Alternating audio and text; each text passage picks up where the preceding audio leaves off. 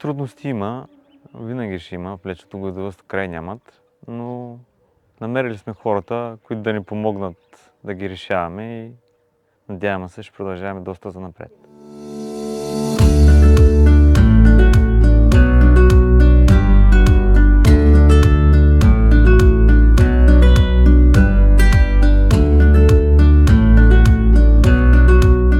Казвам се Георги Грозев. Намираме се в село Любенец, община Нова Загора, в нашата семейна ферма за черно-шарени говеда, млечно направление.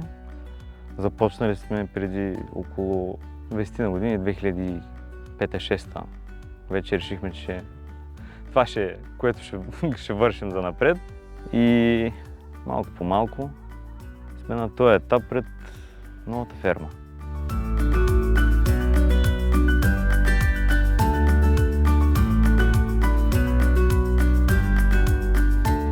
Това ни е третия пореден проект с Агритоп, от общо 5. Започнали сме от 2010 по нитратната директива. Направихме след това още един проект за стария обор. Сложихме се делна зала с тях, нещата се получаваха. Доста ни улесни тогава и малко поспряхме за няколко години да мога да си платим заеми и така нататък, но видяхме, че нещата така или иначе натискат от към работа, от към изисквания и от към комфорт на животните и се наложи да закупим сградата с цел да улесним и нашата работа и животните да са на малко по-широко. Посетихме няколко ферми от подобен тип, да видим просто как се е случило самото оборудване вътре и самата подредба на сградата. Вече сме на финала, надявам се тия дни вече и всички животни ще прехвърлим тук. Но с помощта на Агритоп се надяваме, че нещата ще се случат. От към сервис, от към монтаж на оборудването. Всичко на този етап е окей.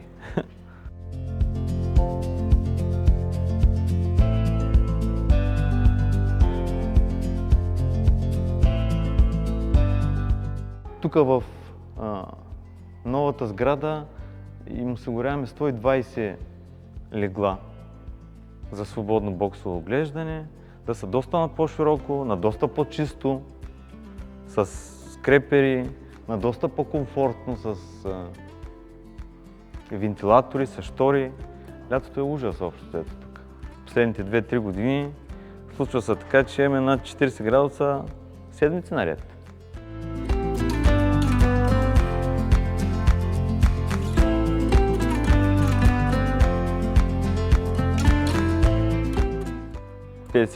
от животните, които доим, са оставени в едно дворче, където най-напред им е тясно, второ им е доста по-мръсно и те страдат, от тях е малко по-малко млеко надоя. Не им е комфортно. Надяваме се, че с новия обор нещата доста ще се подобрят. От към техния комфорт и нашия най-вече.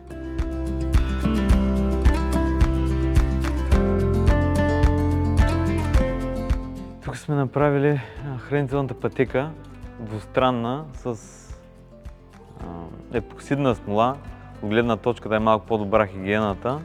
И успоредността сложихме и няколко фиксатора в едната част, с цел да се улесним докторските манипулации, осеменявания, вакцинации. Взехме и робот за пребутване на храната, който пак ще улесни от към труд, че няма да има човек, който да се налага да го прави това и да му казвам от 5-6 пъти и той може и да не го свърши. А ще го прави автоматично и би трябвало храната да се изяжда до край, както е в случая. Да не остава нищо и доста да повиши самия млеконадой на животните по 5-10%. Само заради това, че те имат постоянно достъп до храна.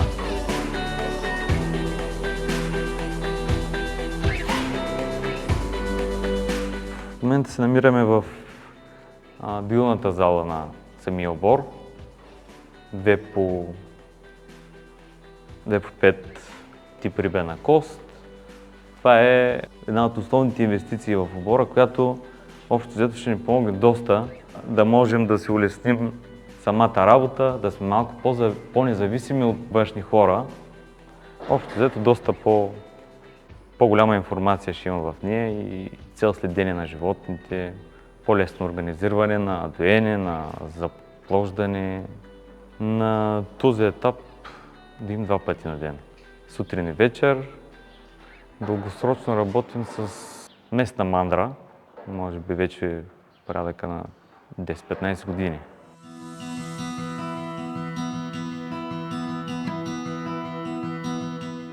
Това е последното нещо и най-важното от проекта – лагуната за оборския тор. Това общо взето смятам, че ще ме извали леко от кълта, в буквалния и преносния смисъл. Няма да има такъв проблем с оборската тор и ще е доста по-лесна за използване, да се вика. И след като приключихме лагуната, отсреща е част от 4-тия проект за цистерната за оборския тор на Джоскин, в която вече окончателно би трябвало да се решим проблема с оборската тор.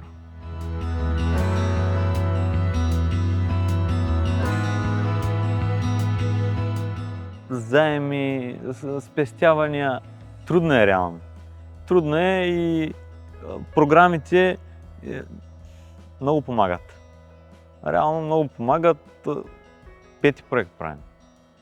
И някои в началото бяха много песимисти, че да се вика, трябва някъде да дадеш, за да ти дадат. Не ми се е случило. 5-ти проект правим. Се надяваме, че ще са успешни от към разплащане с фонда. И ако не бяха те, нямаше да ги правим тези неща.